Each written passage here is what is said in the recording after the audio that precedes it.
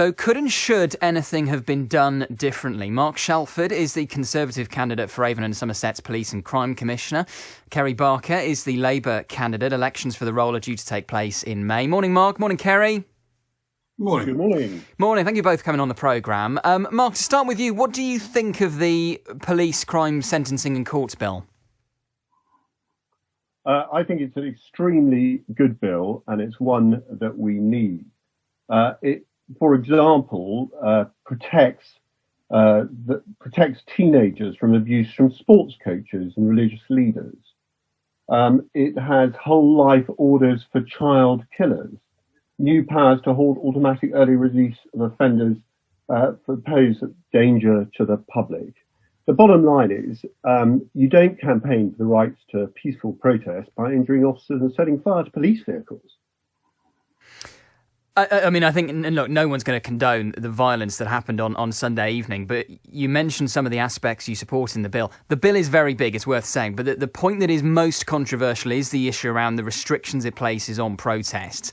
And of course, the role of Police and Crime Commissioner is to act as the voice of the public when it comes to policing matters, and surely the public have a right to peaceful protest. It is, and it must be enshrined in British law that the people have the right to peaceful protest. There's no question about that, and we can all agree on that. But it is absolutely outrageous for rioters to attack the police.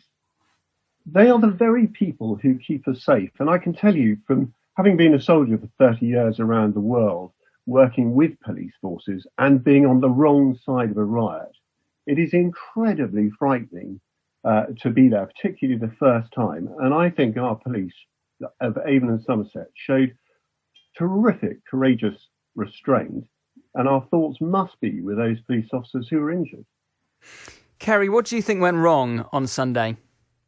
Well, you've got to go back to look at the record of the Avon and Somerset Police in recent protests. Their handling of the Black Lives Matter protests, the handling of the vigil for Sarah Everard was exceptionally good, really sensitive.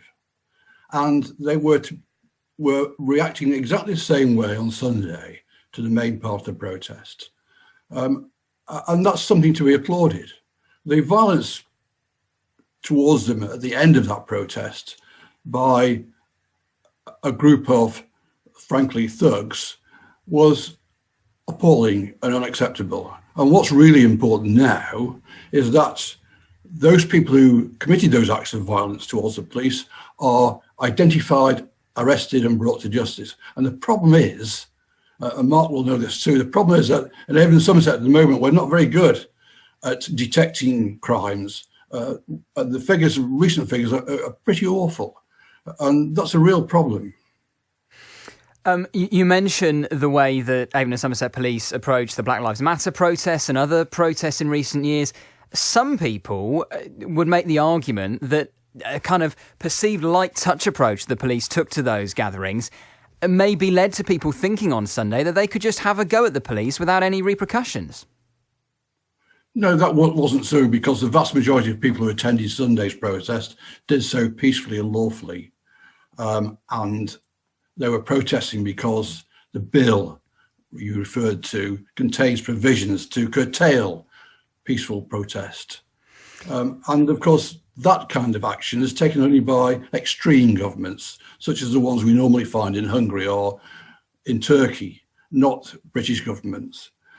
Mark, the protest was peaceful to start with, wasn't it? It was peaceful to begin with, and then things turned violent, absolutely. Mark, to go back to the specifics in this police and crime bill about protests, one of the provisions to limit people's rights to demonstrations is if they are too noisy or cause serious annoyance, restrictions can be posed. Serious annoyance? I mean, surely protests are meant to be annoying. They're not meant to be easy things for the authorities to deal with. They're trying to make a point. How would you define, Mark, serious annoyance? Well, it's not for me to define that.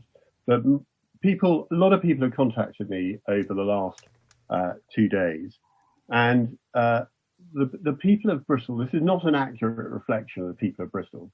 Bristol is a fantastic, inclusive city. So what the people want is peace and security on our streets.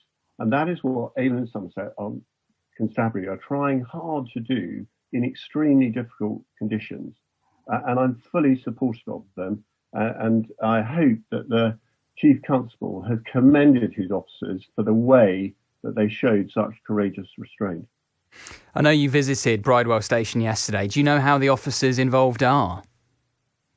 I don't actually. They weren't able to tell me on the door, other than there had been 20 who were injured, of which 2 were seriously injured.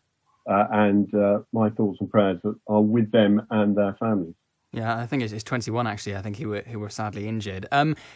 Kerry, are you worried at all that so many seemingly young people in the city, and it did seem to be a lot of younger people who were there when things got violent on Sunday evening, seem to have lost confidence or don't have any confidence to begin with in the police? Is that a big concern for you? It is a concern, and that's why I was making the point about how important it was in this instance we get the right people before the courts. You're probably aware of this, aren't you? But in the last year, we have proper figures, 2019, there were 18,000 public order offences reported to the police, but only 1,902 of those were detected, a detection rate of 10%. Now, when the Police and Crime Commissioner Office was first started in 2012, the detection rate for public order offences was 69%. And if you look at violence, because of the violence at present, violence and sexual offences are categorised together. And in 2012, there were just under 18,000 violent and sexual offences reported to the police in Avon and Somerset, of which 47% were detected. In other words, the culprits were identified and action was taken against them.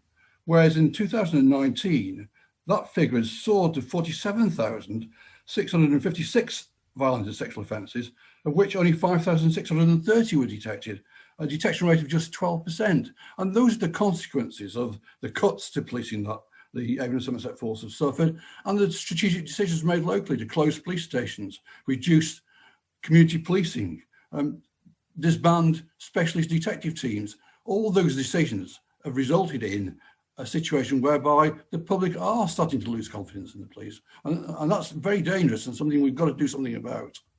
Kerry, Mark, thank you both for your time this morning. Kerry Barker, Labour candidate to be Avon and Somerset's next Police and Crime Commissioner, and Mark Shelford, the Conservative candidate.